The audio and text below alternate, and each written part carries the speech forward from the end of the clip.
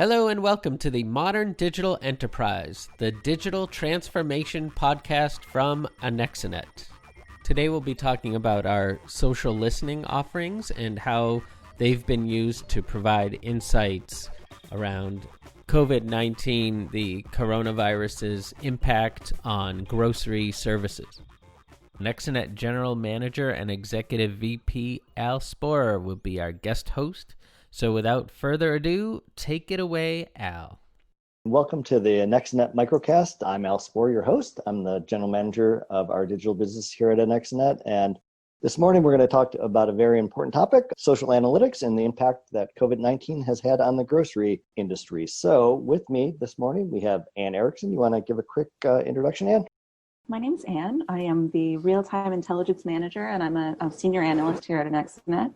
I've been doing this work since about 2011, so nice long career there.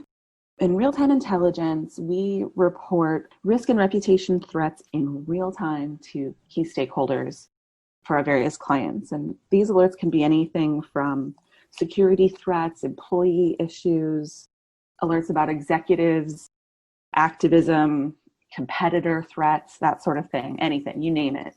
If it's on the internet and you're interested in it, we can send an alert about that in real time. Awesome.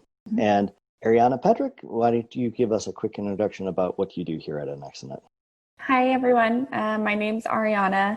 I'm a manager and lead analyst for the pharma division of our social listening group.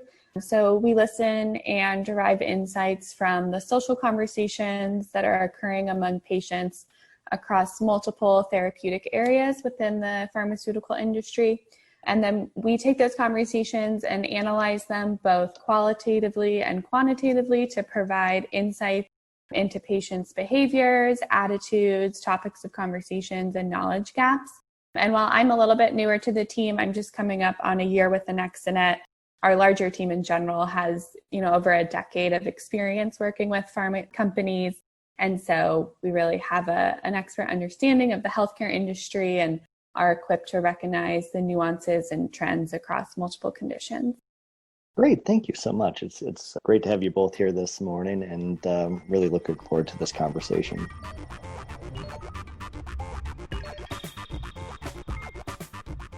Let's start out.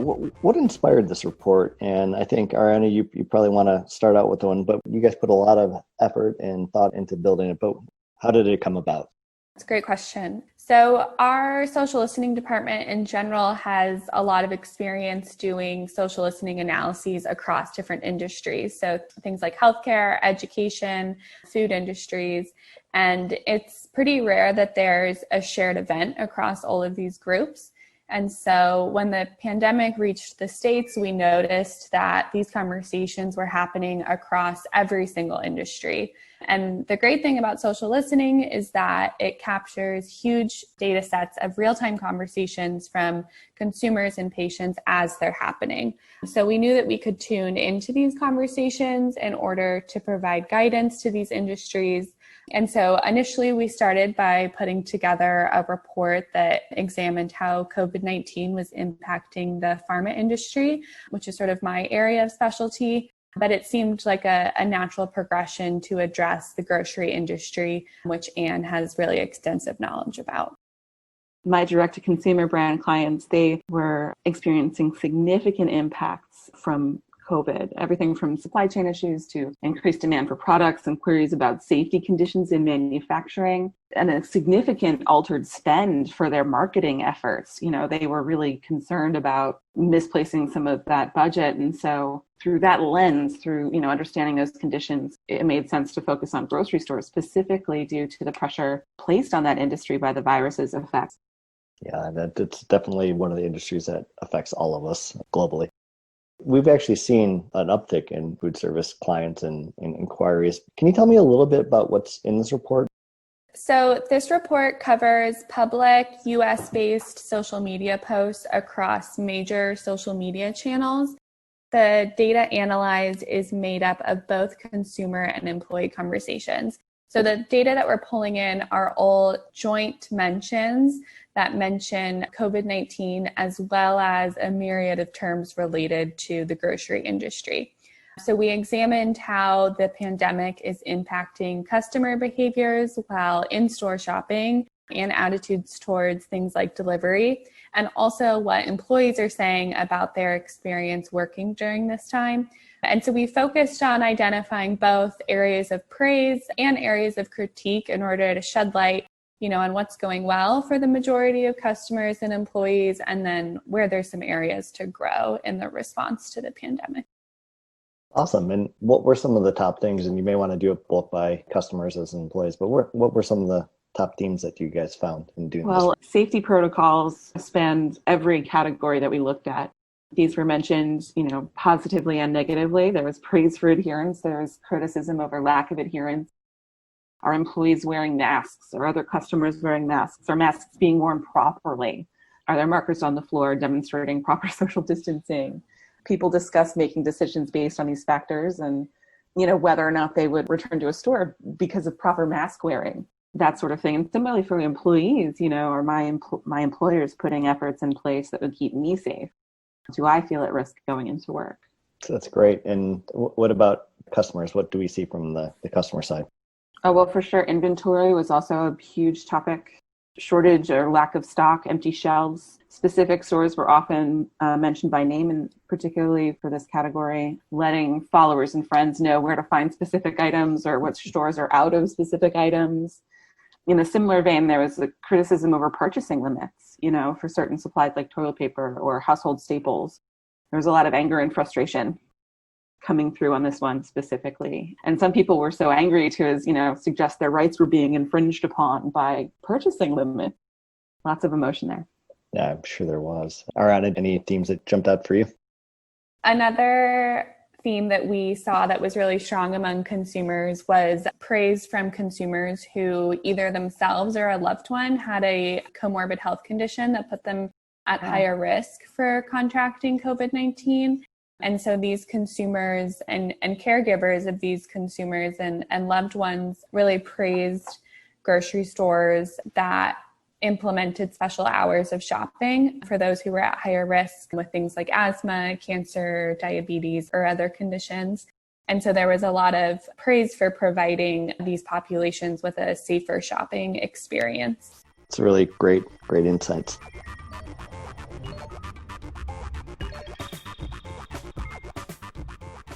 Those are some really great themes that you guys came up with and saw it. But how about something that surprised you? Were there things in this report that surprised you guys? And I'll start with you, Ariana. Yeah, definitely things that surprised me. Another top theme that we saw were discussions around sick and hazard pay.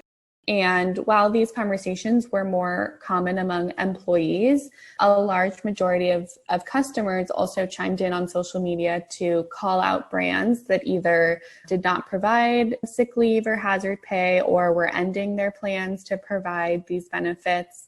And I was surprised about where these conversations were taking place. We found that consumers were often using Twitter to call out specific brands on these policies and sort of to come to the defense of employees and support employees of the stores that they frequent and that they want to support. But we saw that employees were often having these conversations on Reddit, which tends to be a much more anonymous platform. It's harder to identify people. So it was clear that, employees were a little bit more hesitant to be identified, and we're using, a more anonymous, more community-based platform to have these conversations with people experiencing similar conditions that they were. That's really interesting. How about you, Anne? Did you find anything that surprised you? I was struck by how emotional all of these conversations were, no matter, what section or category or topic it was about. There was just heightened fear and anger and frustration and anxiety coming through. And all of it was underscored, by the vulnerability we're all experiencing right now. Buying food, providing for your family, being out and about in your community, going to work safely are all activities which are fundamental and basic to everyone's lives. But, when those systems get shaken just a little bit, everyone's reactions become understandably quite passionate. And that was something that is throughout the report. That's not shocking to me. I know I like to eat, and if I don't have food, it's a pretty emotional In all seriousness, clearly we're all feeling the stress and the fear of the situation. And it's interesting that you guys can see that emotion inside. Oh yeah, it comes through loud and clear. Yeah, that's very interesting.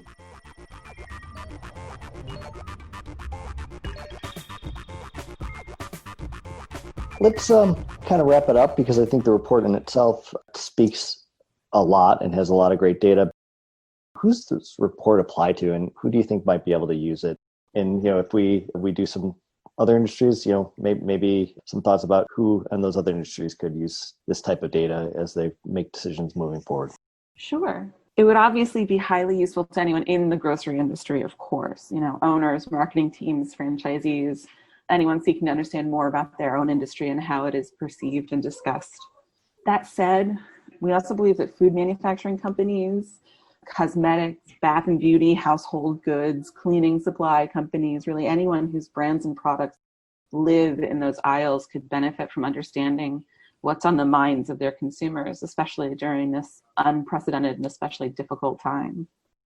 This grocery report follows the farmer report that we did, and going forward, we plan to do one about, industry and manufacturing, seeing how those jobs and industries are affected, and travel is going to be a fascinating report as well, especially, with an eye towards opening up and getting back to normal, how it's impacting airlines and, public transportation and, all of these new policies that we're going to be expected to adhere to, and how everyone's discussing that on the internet. That is the place to be, isn't it? Since we can't do it face to face. Ariana, any parting words from your side on who could benefit from this? So in addition to everything that Anne mentioned, which I fully agree with, I think the restaurant industry is another industry that could benefit from this report. Just the larger attitude towards people interacting with your food, and pros and cons for how to respond to this pandemic when it comes to food services. One quick theme that we saw that we didn't touch on before was a praise for touchless payment services. Yes. So, being able to pay with an app on your phone, so you're not, handing your credit card back and forth or touching a keypad that, hundreds of other people before you touched. And so, something like touchless payment, I think if that was to be adapted by the restaurant industry, that might be, one of many solutions needed to sort of move forward in the world's response to this pandemic. Oh, that's great. To close it out, I just had really one more question for you guys. This report itself is a point in time, and maybe, Anne, this is more for you, but are these the types of services that we could provide? You talked about real time, but closely monitoring what's happening in a real time basis. Are those the types of services that, maybe some of the folks listening to this would be interested in, things that we could do? Absolutely. We could identify in real time issues that people might be having in specific stores, or, a specific group of stores or a specific area. If someone is having issues with adherence, or if there happens to be an incident, in a store, that would be an alert that, would be very helpful for someone to get before it blows up. Before an incident like that would become a viral event, we could send an alert and it could be dealt with in a calm and safe way.